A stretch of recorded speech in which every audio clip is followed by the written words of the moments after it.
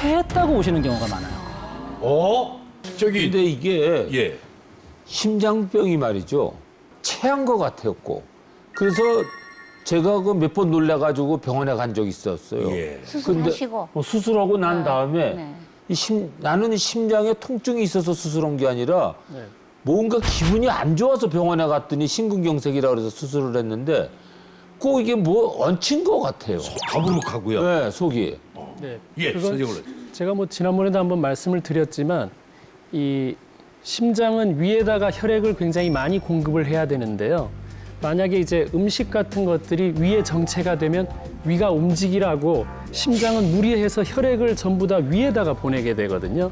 그럼 이제 심장은 과도한 일을 하게 돼요. 그래서 사실 좀 체한 증상하고 심장의 문제하고는 굉장히 관련이 많은 거예요. 그래서 왜 위를 제2의 심장이라고 얘기한 적이 있었는데 예. 사실 그게 굉장히 위에는 혈액이 많이 공급이 돼야 되는 장소이기 때문에 체한 것 같은데 결국은 심장이 부담을 많이 갖고 있다라고도 해석을 할 수 있어야 된다 이거죠. 예. 네. 이게 신경이 곤두서는데요. 괜히 가슴 통증. 이 어떤 걸 주의하면 됩니까? 우선 이제 가슴 통증의 양상을 좀 전체적으로 잘 이해를 하셔야 되는데 아까 전에 이제 하일성 선생님 말씀하셨지만 막 이렇게 가슴이 막 아프다는 느낌보다는요. 뭐가 이렇게 가슴을 짓누르는 듯한 느낌. 네, 그런 느낌의 식은땀이 나오면서. 그렇죠. 그래서 약간 쥐어짜는 듯한 느낌. 이런 증상이 협심증이나 심근경색증의 대표적인 증상이고 그거와 함께 이제 등 쪽이나 어깨나 이쪽으로 방서통이 생겨서 뻗칩니다. 그래서 가슴을 짓누르는 듯한 느낌과 뻗치는 듯한 통증이 생기고요. 또 이제 중요한 게 뭐냐면 사실 이제 가슴 쪽에 있는 위쪽에 있는 뭐 근골격계의 문제라면 이게 몸을 움직이면 상체를 움직이면 아프지만 만약에 심장의 문제라고 하면 어떤 특징이 있느냐? 다리를 움직이는데 가슴이 아파옵니다.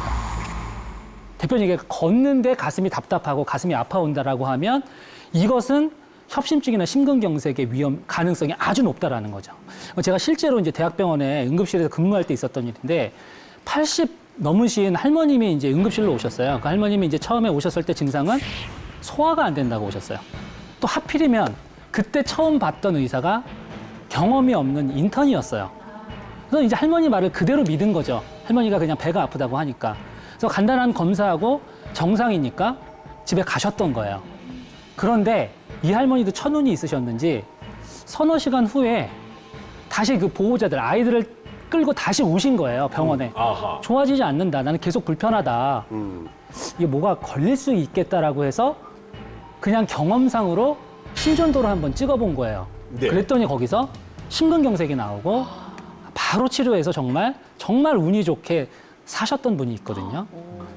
이런 경우가 어떤 경우냐면요. 나이가 들수록 내 몸의 신호에 좀 둔해지기 때문에 정확하게 표현을 못하고 의사도 애매해지는 거예요. 예. 배가 아픈지 가슴이 아픈지 내 몸이 보내는 이상 신호에 민감해지는 거죠. 그래서 내가 어디가 불편한지를 정확하게 표현하는 게 사실 큰 병을 피하기 위한 가장 첫 번째 발걸음입니다.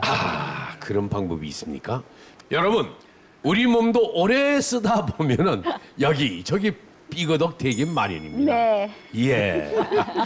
자, 하지만 그냥 뒀다가 큰 병이 되는 삐거덕이 있습니다.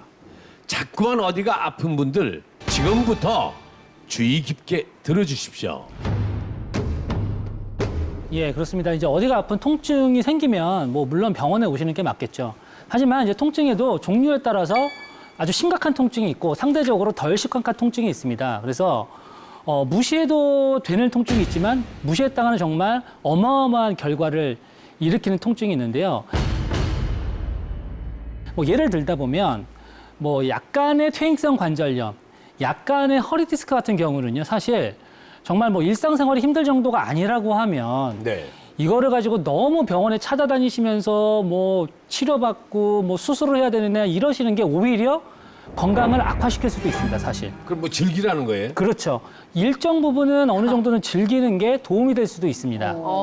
반면에 나이가 들면 다 아프다. 원래 아픈 거야. 이렇게 하면서 이제 대충 진통제 드시고 넘어갔는데 이런 게 뇌출혈이나 뇌종양, 협심증, 심근경색증 또는 당뇨의 심각한 합병증인 경우가 상당히 많습니다. 머리에서부터 밑으로 내려가면서 어떤 통증을 주의 깊게 관찰하셔야 하는지 네, 그 부분을 설명을 드리겠습니다. 자, 이거 이렇게 되면 무시해도 되는 통증이 있고 큰 병이 되는 통증이 있다. 이거 아닙니까? 네. 먼저 머리 두통입니다. 네. 네. 드라마에서 우리가 좀 흔하게 볼 수 있는 장면 중에 하나가 드라마 속 회장님이 뭐 여러 가지 골칫거리 때문에 두통이 있는 상태에서 그때 마침 비서한테 연락이 오죠. 아드님이 큰 사고 치셨다고. 그럼 바로 회장님은 뒷목을 잡고 넘어가시잖아요. 이 두통과 혈압 어떤 연관성이 있습니까? 사실 이게 이제 TV가 만들어낸 대표적인 폐해입니다, 이게. 우리가 두통이 이제 인구의 한 90% 이상이 겪는 어떤 너무나 흔한 통증인데요. 원인이 매우 다양하지만 뭐 스트레스, 뭐 혈압, 수면 부족, 뭐 빈혈, 비염 뭐 여러 가지가 있지만 실제로 혈압 때문에 두통이 생기는 경우는 그다지 많지 않습니다. 반면에 우리가 머리가 아플 때도요. 혈압을 재보면 그렇게 높지 않은 경우도 상당히 많고요. 이게 정말 혈압이 올라가서 머리가 아픈지 머리가 아파서 예민해져서 혈압이 올라간 건지 구분하기가 어렵거든요.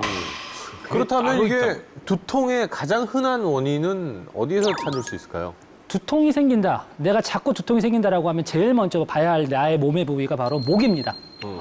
네, 목과 우리가 보통 말하는 이 승모근이나 목 뒤에 있는 근육들의 문제가 있는 경우에 이 문제가 방사통이 생기거든요. 그러니까 통증이 뻗치는 통증이 생깁니다. 그래서 실제로 이 목 주변에 있는 근육들이 과도하게 짧아지면 그 안에 통증 유발점이라는 문제가 생기는데요. 그 통증 유발점이 근육을 짧게 만들고 근육 안에는 항상 신경이 지나가거든요. 그러니까 이 근육이 짧아지니까 지나가는 신경을 자극해요. 그러면 신경은 이제 지나가다가 자기가 목표로 하는 곳에 가서 부착이 되는데 그쪽 부위를 통증이 뻗치게 되는 거죠. 그게 방사통입니다. 그래서 내가 자꾸 머리가 아플 때는 가장 먼저 생각하셔야 되는 거는요. 내 목 주변 근육 어디에 문제가 있지 않느냐. 이 부분을 찾아서 풀어주고 이완시키는 것만 잘하셔도요. 제 경험상으로 두통이 한 70에서 80% 정도까지는 호전이 될 수가 있습니다. 네. 이렇게 목 주변 근육 때문에 생기는 두통은 상대적으로 그렇게 위험하지 않은 두통. 우리가 본인 스스로 잘 관리만 해도 좋아질 수 있는 두통입니다. 아, 무시해도 되는 두통이다. 그렇죠. 네. 그러면 어떤 두통이 위험한 겁니까? 두통이 어떻게 하다 생겼는지 또는 이제 어떤 증상이 동반됐는지에 따라서 이걸 아주 응급으로 생각하는 경우가 있습니다. 두통 중에서. 예. 첫 번째가 어떤 경우냐면 힘을 쓰다가 생긴 두통. 이런 거는 응급입니다. 저 화장실에서 그렇죠. 힘을 주다가 으윽 하고 쓰러지는 그 옛날 노인애들 많았잖아요. 네. 대표적인 경우인데요. 화장실에서 큰일 보다가 갑자기 머리가 아파지시는 경우가 있어요. 이런 경우 또는 운동을 하다가 어떤 뭐 무거운 걸 들다가 갑자기 머리가 아파지는 경우는 이건 지주막하 출혈의 가능성이 높습니다. 근데 이 지주막하 출혈은 사실 수술로도 치료가 어렵거든요. 그래서 중환자실에 입원해서 저희가 보통 치료하는 병인데 힘을 쓰다가 머리가 아파진다. 그러면 지체하지 말고 병원에 가셔야 돼요. 다음. 네, 두 번째는요. 두통과 함께 구토가 동반된 경우가 있습니다. 머리가 아프면서 토하게 되는 경우인데요. 구토가 생긴다는 것이 뭐냐면 결국 뇌압이 증가했다라는 거거든요. 뇌 안쪽에서 압력이 증가하게 되면 우리가 토하게 되는데요.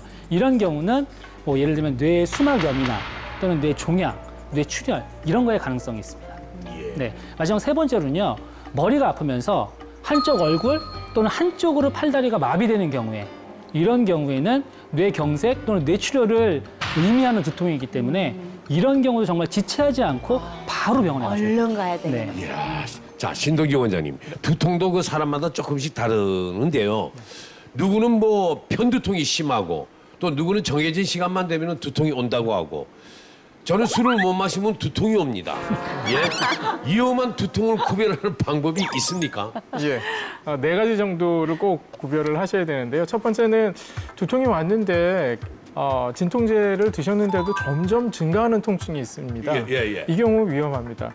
두 번째는 통증을 느꼈는데 이건 난생 처음 겪는 격렬한 통증이 오는 경우가 있습니다.